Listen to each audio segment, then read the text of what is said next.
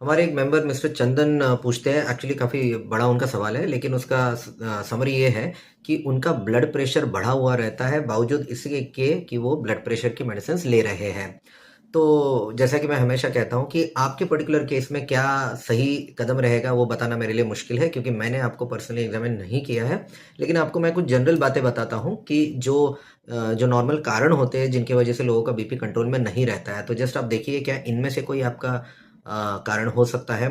तो सबसे कॉमन और सबसे ज़्यादा मैंने जो देखा है वो कारण ये है कि दवाइयों को लोग बराबर खाते नहीं हैं। कभी कोई डोज उनका मिस हो जाता है, कभी डॉक्टर ने एक दवा दी है लेकिन उसकी जगह वो कुछ और ही दवा ले रहे हैं। तो इस तरह से जो उनको प्रिस्क्राइब्ड है, अगर उस चीज़ को वो प्रॉपरली नहीं ले रहे हैं, तो ये सबसे कॉमन रीज़न है ब्लड प्रेशर कंट्रोल में नहीं रहने का।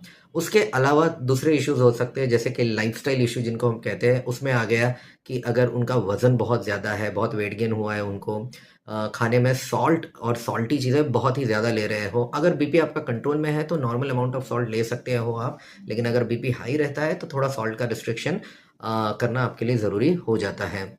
इसके अलावा अगर कोई बहुत ज़्यादा अल्कोहल या शराब ले रहा है, बहुत ज़्यादा स्मोकिंग कर रहा है, अगर रात को ठीक से नींद नहीं हो रही है, और एडिशनली अगर उसको किसी तरह का मेंटल स्ट्रेस है, तो ये सारे कारण हो सकते हैं कि बीपी की दवा खाने के बावजूद भी ब्लड प्रेशर कंट्रोल में नहीं रहता है। इसके अलावा और दूसरे कारणों की कैटेगरी हो गई एसोसिएटेड इलनेसेस। इनको जो दूसरी बीमारियां हैं, जैसे कि किडनी की बीमारी, थायराइड की बीमारी, और एक बीमारी है जिसका नाम है ऑब्स्ट्रक्टिव स्लीप एपनिया। जो लोग बहुत ज़्यादा खर्राटे मारते हैं, उनको ये बीमारी होती है। तो ऐसी कुछ बीमारियों में भी ब्लड प्रेशर दवा लेने के बावजूद भी अनकंट्रोल्ड रह सकता है। और एक बहुत ही इम्पॉर्टेंट रीज़न है जो बहुत बार लोग मिस कर देते हैं, और वो ये कि हो सकता है कि आप जो आपके डिजिटल मशीन से घर पर बीपी चेक कर रहे हैं, वो चेक करने का तरीका ही आपका सही नहीं है। इसीलिए मैंने एक वीडियो बनाया था इस पर कि ब्लड प्रेशर को डिजिटल मशीन से किस तरह से सही तरीके से मापा जाए। मैं इस ग्रुप में भी उस वीडियो को बाद में शेयर करूँगा। तो वो मापने का तरीका सही होना चाहिए, नहीं तो हमें गलत रीडिंग्स मिल सकती है। और फाइनली अगर आपको लगता है कि इनमें से कोई भी कारण नहीं है, सब कुछ ठीक-ठाक है, तो शायद अब ये समय आ गया है कि आपके ब्लड प्रेशर की दवाइयों को ज़रा स्टेप अप करना ज़रूरी है।